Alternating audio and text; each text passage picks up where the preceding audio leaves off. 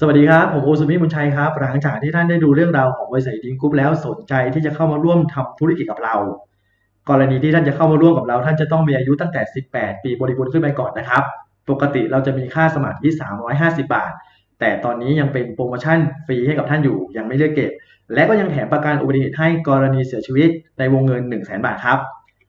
การเริ่มต้นธุรกิจวันนี้เพียงแค่เข้ามาซื้อสินค้าใช้ท่านก็สามารถที่จะสร้างรายได้กับเราได้ด้วยกันหลายช่องทางด้วยกันแต่วันนี้เราจะคุยในช่องทางที่1เรียกว่ารายได้แบบไซเคิลครับกรณีที่ท่านเข้ามาซื้อสินค้าของเราไซส์ S จะมีการซื้อสินค้าขั้นต่ำอยู่ที่ประมาณ 2,500 บาทครับมีคะแนนอยู่ที่800 PV สามารถสร้างรายได้จากไซเคิลสูงสุดวันละไม่เกิน 5,200 บาทต่อวันและก็สามารถสร้างรายได้ช่องทางอื่นอีกมากมายครับไซส์ L สามารถซื้อสินค้าขั้นต่ำอยู่ที่ 21,900 บาทมีคะแนนอยู่ที่ 8,000 PV สามารถสร้างรายได้จากไซเคิลสูงสุดวันละไม่เกิน 40,000 บาทต่อวัน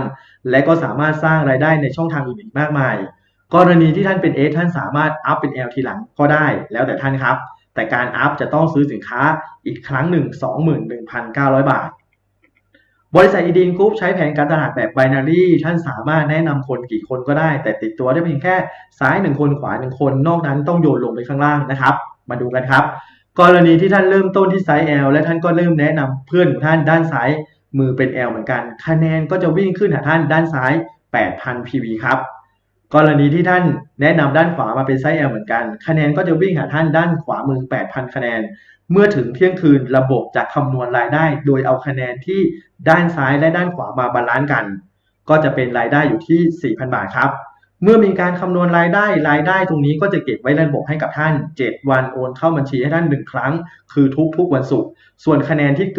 เกิดการบาลานซ์แล้วก็จะถูกตัดทิ้งไป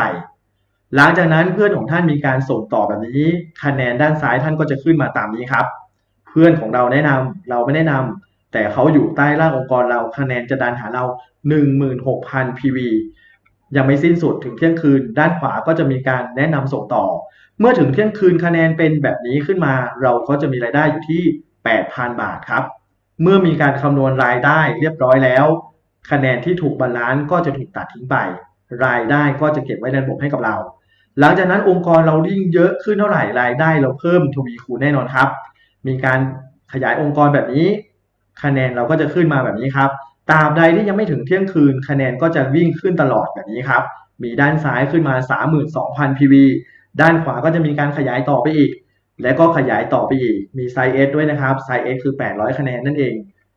เมื่อถึงเที่ยงคืนคะแนนบาลานซ์กันตามนี้แล้ว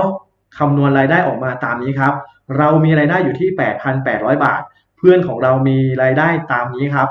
มีรายได้ 8,000 บ้าง800บ้าง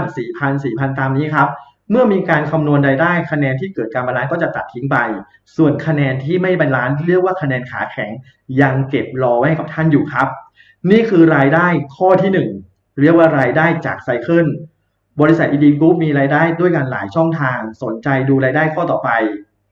ดูคลิปต่อไปครับวันนี้ผมโอสุวิมชัยไปก่อนสวัสดีครับ